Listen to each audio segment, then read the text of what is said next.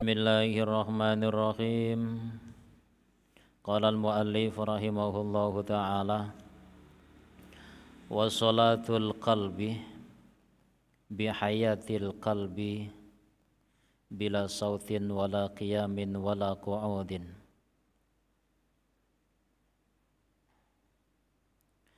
Wa salatul qalbi bahwasanya salatnya hati itu bihayatil qalbi, sebab hidupnya hati.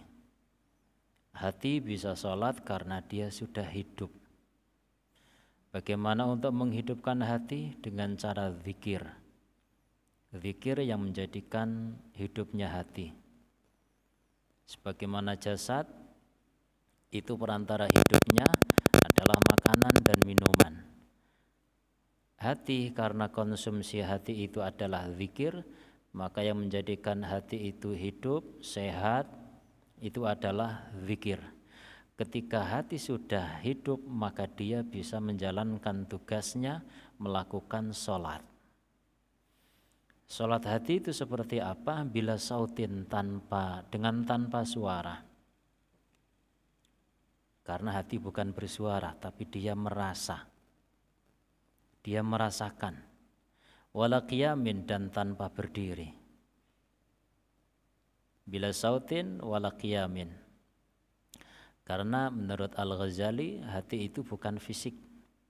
Maka dia tidak bisa dibagi-bagi. Layak badul inqisam, tidak menerima pembagian. Beda kalau fisik kita itu kan ada bagian-bagiannya. Bagian paling atas namanya kepala, di bawah kepala ada leher, terus ada pundak kanan, pundak kiri, dada dan seterusnya. Itu namanya menerima pembagian. Tapi kalau hati atau ruh itu tidak bisa dibagi-bagi. Pokok hati ya hati, ruh ya ruh. Maka sholatnya hati itu tidak ada berdirinya. Bagaimana berdirinya hati? Wala qu'udin, dan tidak pula duduk. Yo gak enek suarane, gak ngadeg, yo gak lungguh. Lalu seperti apa? Fahuwa yukhatibullah. Fahuwa, maka bahasanya hati, salatnya hati itu yukhatibu. Dia berdialog Allah kepada Allah Ta'ala biqaulihi, dengan ucapannya iyyaka na'budu wa iyyaka nasta'in. Iyaka, hanya kepada Engkau ya Allah, na'budu, aku mengabdi, aku menyembah. Wa iyaka, dan hanya kepada Engkau, nasta'inu, kami mohon pertolongan. Yang mana dia mengatakan kalimat ini mutabi'an lin nabi, mengikuti Kanjeng Nabi sallallahu alaihi wasallam. Qala, berkata siapa Al-Qadhi fi tafsiri hadhil ayati, di dalam menafsirkan ayat ini. Syekh Al-Qadhi menafsiri ayat iyyaka na'budu wa iyyaka nasta'in. Fiha, di dalamnya, di dalam ayat ini, isyaratun, ada satu isyarah, ila halil arifi, kepada kondisinya seorang arif, wantiqalihi, dan berpindahnya ia, min halil ghaibati, dari kondisi ghaib, ilal hadratil ahadiyati, menuju kepada hadratil ahadiyah. Fastahaqqa, maka berhak, bimisli hadzal khitabi, dengan seumpama khitab ini, dengan kalimat semacam ini. Ketika kita mengatakan iyyaka na'budu wa iyyaka nasta'in, kita menyadari bahwasanya kita tidak akan mampu na'budu, kita tidak akan mampu menyembah Tuhan tanpa pertolongannya. Itu ada sesuatu qalahu, yang mengatakannya Kanjeng Nabi alaihi afdhalas salatu wassalam. Al-anbiya wal awliya yusalluna fi quburihim. Artinya eh, bahwasanya hati itu melakukan sholat. Sholatnya hati itu tidak berdiri, tidak duduk, tidak membaca, bahkan tanpa suara, tapi hanya merasakan bahwasanya kita senantiasa membutuhkan pertolongan Tuhan. Tidak ada yang dibaca, hanya merasakan. Setiap saat kita itu sangat berhajat kepada Tuhan. Dan kita menyadari apapun yang kita lakukan ini dalam rangka untuk ubudiyah kepada Tuhan.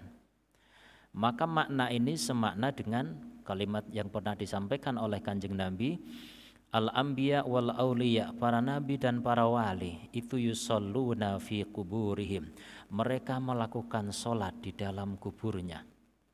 Jadi para wali, para nabi, mereka di alam kuburnya sholat. Kama yusalluna fi buyutihim, sebagaimana mereka sholat di dalam rumah-rumah mereka. Padahal para aulia di alam kuburnya jasad mereka sudah tertidur, tapi mereka masih sholat. Ay masyghuluna, artinya para nabi, para wali di dalam alam kuburnya itu mereka masih sholat. Bukan berarti sholat seperti yang kita fahami,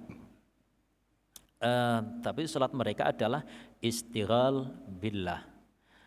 Ay masyghuluna, artinya mereka disibukkan billahi ta'ala, dengan Allah ta'ala, wa munajatihi, dan bermunajat kepada Allah, bihayati qulubihim, sebab hidupnya hati mereka. Jadi meskipun jasad sudah terbujur kaku di alam kubur, tapi hati tidak bisa mati. Hati tidak bisa mati, tergantung hati itu tertutup, terpenjara atau tidak. Kalau hati itu memang hati yang sudah hidup, di alam kubur pun dia masih sholat, artinya masih munajat, karena sholat itu adalah munajat. Jadi maksud dari sabda Rasul, para nabi, para wali mereka melakukan sholat di alam kuburnya, bukan berarti mereka sholat berdiri, ruku, terus sujud, enggak. Tapi hati mereka dalam kondisi sholat, dalam kondisi terhubung dengan Tuhannya. Bismillahirrahmanirrahim. Fa idza jatama'a sholatani zahiran wa batinan faqad tammatis sholatu wa ajruha azimun. Fa idza jatama'a, maka apabila telah terkumpul apa as-sholatani, dua sholat, zahir batin, sholat syariat ya sholat tariqah. Ketika orang bisa menggabungkan dua sholat ini, zahirnya ya dia berdiri, dia ruku, dia sujud, dia membaca, itu zahirnya. Batinnya ma'rifat. Faqad tammat, maka benar-benar sempurna apa as-sholatu sholat. Wa ajruha, dan pahalanya itu azimun, sangat besar. Kalau bisa menggabungkan kedua sholat ini, pahalanya luar biasa. Fil kurbati, pertama di alam kurbah, karena dia sudah mampu menggabungkan dua sholat, maka pahalanya sangat agung. Pertama di alam kurbah, biruhaniyati, dengan ruhaninya. Wad darajati, dan di alam darajat, alam di bawah alam kurbah, bijasmaniyati, dengan jasmaninya. Sama seperti orang berlari. Jadi kenapa kita cita-cita perlu tinggi? Sama seperti orang lari maraton. Kalau targetnya dia itu misalkan 10 kilo misalkan, dia berlari, targetnya menyelesaikan lari 10 kilo. Nemen-nemennya gak iso tembus 10 kilo, paling enggak misalnya cita-citanya 10 kilo. Baru dapat 6 kilometer ya. Ternyata dia sudah tidak mampu. Berarti dia berhenti di 6 kilometer. 6 kilometer berarti sudah di atas 5 kilometer, meskipun tidak sampai 10. Tapi kalau cita-citanya itu rendah, aku tak melayu jarak sekilo ae, iso genep sekilo iku untung-untungan.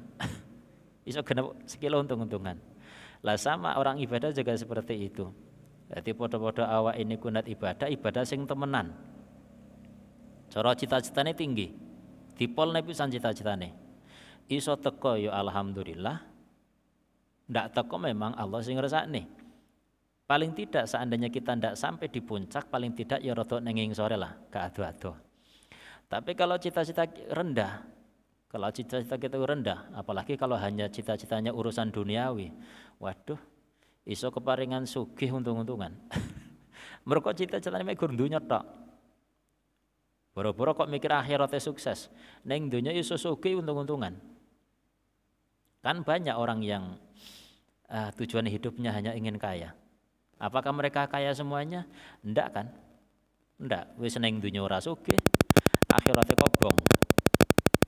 Makanya ibadah iku dipolne pisan. Karuan ilmune dintekne pisan. Wis teko ndak teko iku pangeran sing ngersakne. Cuma kita cita-citanya ke sana. Tekone teko sing tingkatan piro? Sapa jare pangeran, bukan urusan kita. Fayakunu maka ada siapa hadzal musalli, orang ini, orang yang salat ini itu abidan yang beribadah fil zahiri di dalam zahirnya, wa arifan fil batini dan dia ma'rifat di dalam batinnya. Jadi zahirnya ibadah, batinnya ma'rifat. Para pengoten. Itu baru dinamakan salat sempurna. Jadi sempurnanya salat ketika zahirnya ibadah, batinnya ma'rifat. Fa idza lam yajtami, maka apabila tidak terkumpul apa salatu tariqati ma'a salati syariah, ketika tidak terkumpul antara salat tariqah dan salat syariat, bihayatil qalbi. Kenapa tidak bisa terkumpul? Ya karena hatinya tidak hidup. Untuk menggabungkan bihayatil qalbi dengan menghidupkan hati, supaya hati itu bisa mengimbangi gerakan jasad. Jadi ketika jasadnya ruku, maka hatinya juga ruku. Rukuknya hati bukan ruku secara fisik, tapi ketundukan kepada Allah. Sujudnya hati itu bukan berarti sujud seperti jasad kita sujud tersungkur kepalanya, enggak. Tapi tunduk ridho kepada ketentuan Allah. Jadi cara sholat hati ku piye? Ya ketika hati itu merasa syukur, tunduk terhadap ketentuan Tuhan. Kita ditakdir seperti ini. Wis cocok gak cocok, kudu cocok. Ketika kita merasa ridho, itu namanya hatinya sedang sholat. Jadi tunduknya hati, ridhonya hati. Raditu billahi robban. Kita ridho sebagai kita ridho Allah sebagai Tuhan.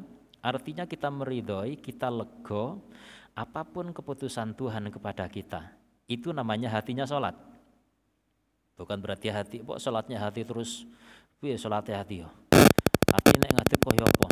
Ndak ada berdirinya, ndak duduk, ndak baca, ndak bersuara.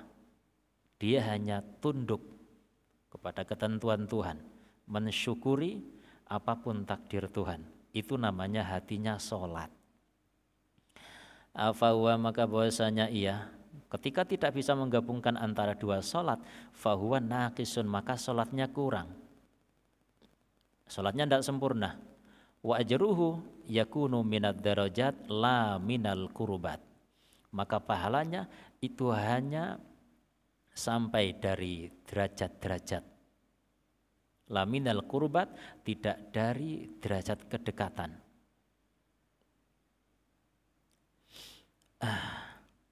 Bismillahirrahmanirrahim. Artinya dia tidak akan bisa kembali ke kampung halamannya yang asli.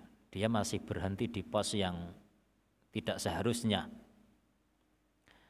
yaitu di alami darajat, alam di bawah alamil kurubat. Bismillahirrahmanirrahim. Al-faslul khamisa asyarah, fasal yang ke-15. Itu fi bayani thaharatil ma'rifati fi alamit tajrid. Di dalam menjelaskan bersuci, mensucikan ma'rifat. Fi alamit tajrid, di alam tajrid. Napa alam tajrid? Alam pelepasan. Wahiyya, bahwasanya iya.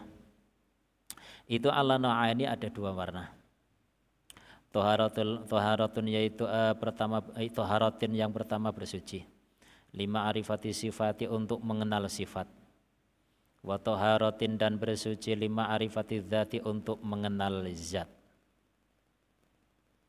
Jadi bersuci Tentang kemakrifatan itu ada dua. Yang pertama bersuci karena ingin mengenal sifat. Yang kedua bersuci karena ingin mengenal zat.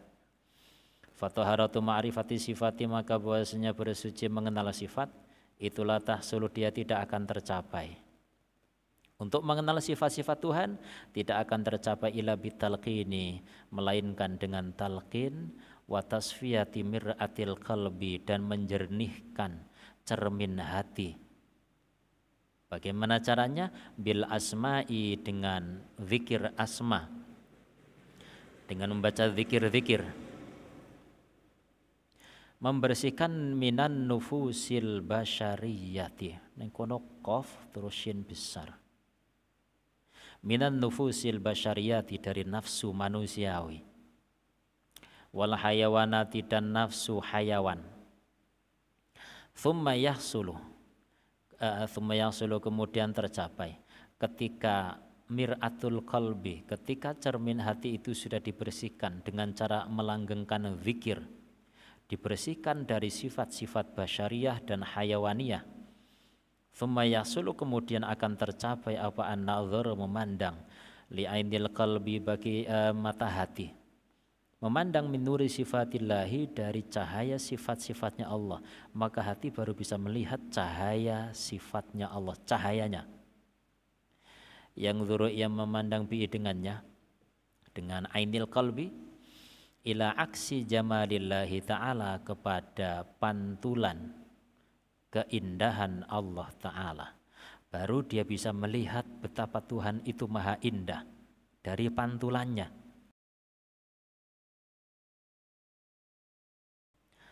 Jadi ketika hati sudah bersih, baru orang itu akan bisa merasakan ternyata Tuhan itu maha baik, ternyata Tuhan itu maha indah. Yang menjadikan orang itu sering salah faham, sering suudzon kepada Tuhan, buruk sangka kepada Tuhan, ya karena hatinya kotor. Sering tersulo, sering ngeluh, menyalahkan takdir, ndak iso nrimo keadaan. Itu kan karena saking kotornya hati. Tapi kalau hatinya sudah bersih, maka dia akan bisa memandang pantulan keindahan Tuhan fi mir'atil qalbi, di dalam cermin hatinya. Ya sero penjelasan gampang ngoten mau. Dadi nek ati wis resik, tandanya apa sih? Hati kalau sudah bersih tidak mudah suudzon kepada Tuhan. Gak gampang nersulo, gak gampang ngeluh.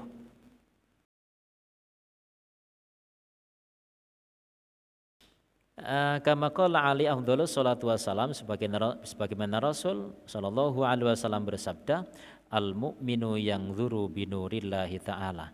Orang mukmin akan memandang Allah binurillahi, dengan cahayanya Allah, cahaya keindahannya. Wa qala alaihi salatu wassalam, al qalbu, wasanya hati itu mir'atul mu'min, cerminnya seorang mukmin. Ketika cerminnya bersih, maka yang terlihat juga akan indah. Karena yang ada di dalam cermin itu adalah pantulan keindahan Tuhan. Tapi kalau hatinya kotor, meskipun yang di dalam cermin itu sesuatu yang indah, harusnya akan kelihatan tidak indah karena hatinya kotor. Akhirnya di sini megur buruk sangka, nersulo, ngeluh ora barbar. Wa qala alaihi salatu wassalam, al-alimu yang kusyu wal arifu yaskulu. Orang alim itu dia mengukir, masih membuat bentuk. Wal arifu, sedangkan orang arif itu yaskalu, ia menggilapkan. Sudah ada bentuknya, tinggal menggilapkan, mengkilapkan. Bismillahirrahmanirrahim. Fa idza tamat, maka apabila telah sempurna apa tasfiyatu, pembersihan. Ketika pembersihan hati itu sudah sempurna, bagaimana cara membersihkannya? Bimulazamatil asma, dengan melazimkan zikir asma. Pokok zikir niku penting banget. Zikir niku penting. Bimulazamatil asma, karena berangkatnya dari situ. Ketika pembersihan hati itu sudah sempurna dengan cara melanggengkan zikir terus menerus, akhirnya hatinya akan menjadi bersih. Makanya kenapa hati kotor? Ya berarti kurang zikir. Jadi kenapa kita sering buruk sangka kepada Tuhan? Berarti kurang zikire. Wis sering melok zikiran kok panggah buruk sangka, berarti ada yang ndak beres dengan cara zikirnya. Makanya zikiran tok niku mboten cukup, harus enek ngajine. Zikiran tok ndak ngerti sing diwaca maksudnya piye? Wis panggah bar zikiran Rasulullah. Bimulazamatil asma dengan melazimkan asma hasala maka akan tercapai apa ma'rifatus sifati mengenal sifat. Jadi urutannya ngoten niku. Jadi ketika ingin mengenal sifat Tuhan, caranya harus membersihkan hati. Bagaimana cara membersihkan hati? Dengan cara melanggengkan zikir. Bagaimana cara berzikir? Ya kita ngaji zikir. Kita ngaji zikir. Zikir niku penting. Karena dia yang menjadi konsumsi sekaligus pembersih hati. Likulli syai'in misqalun wa misqalul qalbi zikrullah. Segala sesuatu itu ada pembersihnya. Dan pembersihnya itu khusus. Kanggo bersihne awak jenenge sabun mandi. Kanggo bersihne klambi sabun cuci. Beda. Ana aturane dhewe-dhewe. Kanggo bersihne napa kloset misale sabunnya beda lagi. Untuk membersihkan hati juga beda. Lah untuk membersihkan hati itu zikir. Tapi zikir yang diilmui. Gak syukur maca karepe dhewe tapi diilmui. Makanya ngaji zikir niku penting. Supaya zikir kita itu ndak percuma. Ada pengaruhnya, ada efeknya. Bismillahirrahmanirrahim. Bimusyahadatin dengan penyaksian. Fi mir'atil qalbi di dalam cermin hati. Maka orang akan bisa mengenal sifat Tuhan. Yang sifat Tuhan itu indah. Dia akan bisa menyaksikan fi mir'atil qalbi di dalam cermin hatinya yang sudah bening, yang sudah jernih. Maka hidupnya akan penuh dengan keindahan, penuh dengan syukur. Mboten gampang Rasulullah. Temur iku pentingnya. Wa amma taharatu ma'rifatiz zat. Itu tadi bagi cara tentang mengenal sifat-sifat Tuhan. Bersihkan hati dengan zikir, maka nanti zikir akan membersihkan hati. Ketika hati sudah bersih, maka akan terlihat keindahan Tuhan. Wa amma taharatu ma'rifatiz dzati dan adapun mensucikan bersuci mengenal zat. Fala tahsulu maka ia tidak akan tercapai. Ila bimulazamati asmi tauhidi melainkan dengan melazimkan asma tauhid ats-tsalatsatil akhirati yang tiga yang terakhir. Iki versi Qadariyah ya. Sepokok melanggengkan zikir terus untuk bisa mengenal zat minal asma il itsna asyara yang asma itu ada 12. Fi aini sirri di dalam mata sir, dalam pandangan sir. Tsumma yahsulu kemudian ketika itu sudah terjadi, tsumma yahsulu kemudian tercapai apa an-nadzaru memandang bi aini sirri dengan pandangan sir min nuri tauhidi dari cahaya keesaan. Fa idza tajalla maka apabila telah bertajalli apa anwarul dzati cahaya zat dzabatil basyariyatu. Ketika orang itu terus melakukan zikir terus, maka lama-kelamaan dia akan melihat tajallinya zat. Bukan zatnya, cahaya zat. Ketika cahaya zat itu sudah tampak pada dirinya, dzabatil basyariyatu, maka sifat basyariah itu akan hilang. Sebagaimana alam zat Tuhan itu di alamil qurbah.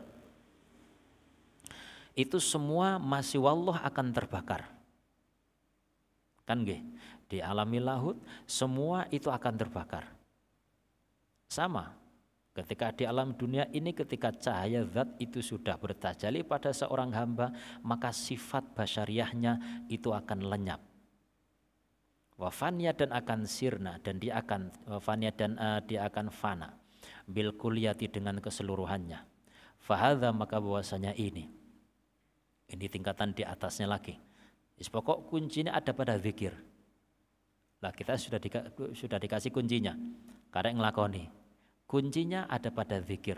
Karek gelem nglakoni apa ora. Ketika zikir terus menerus, maka nanti itu akan membakar sifat basyariyah. dan dia akan fana secara keseluruhan. Fahadha, maka bahwasanya ini itu maqamul istihlaki, makom penghancuran sifat basyariah.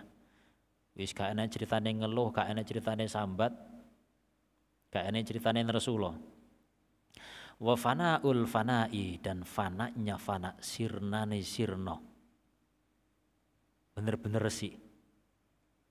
Sama seperti di alamil lahut, di alamil qurbah, itu benar-benar tidak ada apa-apa. Jangankan basyariah, malaikat pun itu tidak masuk. Wahadha tajalli, dan tajalli ini itu yamhu akan menghapus jami al anwari, semua cahaya-cahaya. Seperti roh yang 4 itu kan cahaya semuanya. Itu ketika di alamil qurbah itu semuanya akan terhapus. Kama qala Allah Ta'ala, kullu syai'in halikun illa wajah, segala sesuatu akan hancur illa wajah, kecuali wajahnya, wa qala, kecuali zatnya. Wa qala ta'ala yamhullahu ma yasha wa yuthbit wa indahu ummul kitab. Yamhu akan menghapus. Siapa Allahu, Allah ma sesuatu yasha'u yang Allah menghendaki. Apa yang dikehendaki oleh Allah hapus akan terhapus. Nah, iswaya dihapus kalau Allah sifat basyariahnya akan hapus. Wa yuthbitu, dan Allah akan menetapkan yang perlu ditetapkan. Wa indahu, dan di sisinya umul kitabi, induknya kitab. Itu semuanya sudah ditentukan oleh Tuhan. Fayabqa, maka kelanjutannya, maka akan baqo apa ruhul kudusi, binurillahi, dengan cahaya Tuhan, nadhiran, dalam keadaan memandang, ilaihi, kepadanya, yang memandangnya, minhu, darinya, wa ma'ahu, dan bersamanya, wa fihi, dan di dalamnya, walahu, dan karena dia. Memandang Allah bila kaifiatin, dengan tanpa cara. Maka roh akan memandang Tuhan. Yang memandangnya kepada Tuhan. Bisa memandang karena dikasih cahaya minhu, dari Tuhan.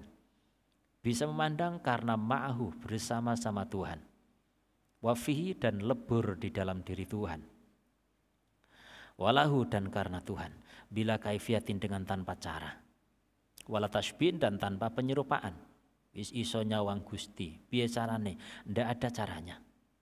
Kama qala Allah Ta'ala laisa kamitslihi, laisa, tidaklah kamitslihi itu seumpama Allah pasya'un, sesuatu pun.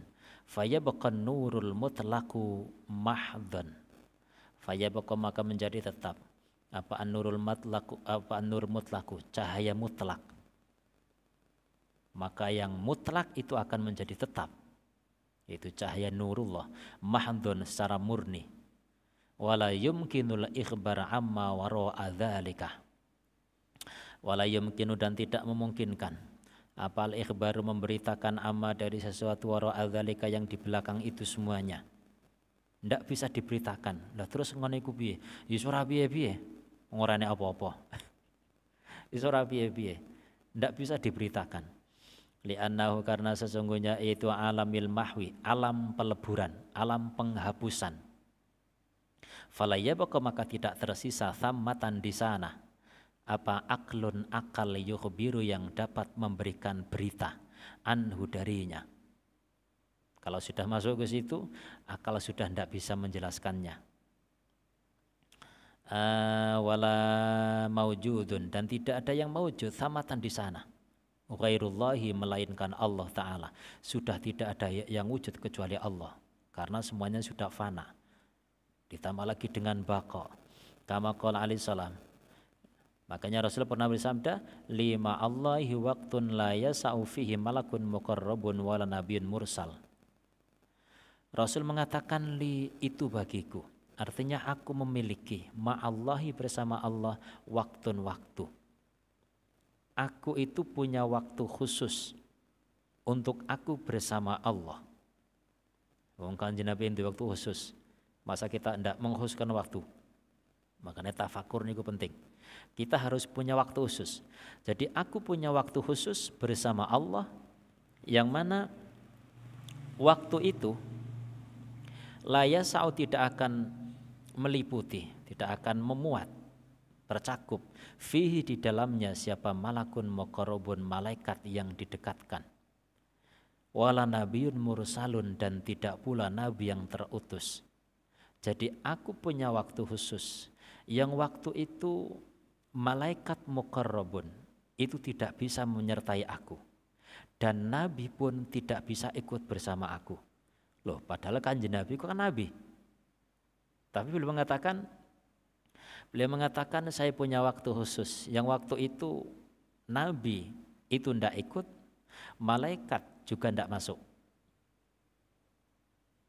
Fahadha, maka bahwasanya ini itu alamut tajridi, alam pelepasan, yaitu waktu di mana Rasulullah pulang ke alamil lahud. Ya jelas yang dimaksud dengan malaikat muqarrabun adalah pembungkusnya, karena pembungkus manusia itu minal malaikah, makanya pembungkusnya tidak ikut. Yang dimaksud dengan Nabi Mursal adalah basyariahnya kanjeng Nabi. Jadi baik basyariahnya kanjeng Nabi ataupun pembungkusnya yang dari cahaya cahaya alamil jabarut itu juga tidak ikut. Jadi aku punya waktu khusus, yang mana waktu itu saya hanya bersama Tuhan. Malaikat yang membungkusku serta basyariahku tidak ikut. Makanya inilah yang dinamakan dengan alamut tajrid, alam pelepasan. Min ghairillahi, terlepas dari selain Allah Ta'ala. Kama qala Ta'ala tajarrud tasil ilayya. Sebagaimana dikatakan tajarrud,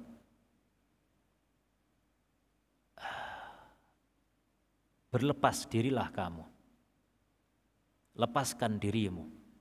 Tasil, maka engkau akan sampai ilayya, kepadaku.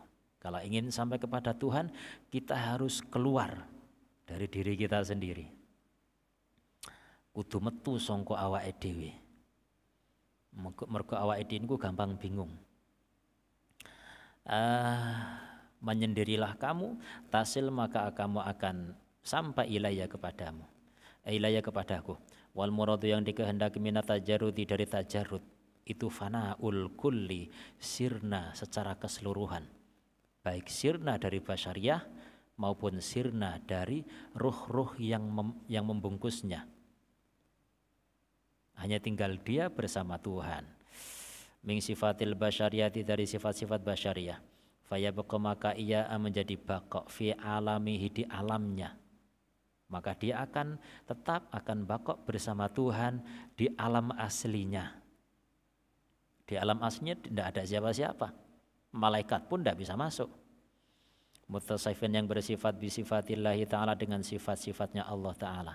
Kama qala alaihi salatu wassalam, takhallaqu bi akhlaqillah, berakhlaklah kalian dengan akhlaknya Allah. Ayat tasifu, artinya bersifatlah kalian, bisifatihi, dengan sifat-sifatnya Allah.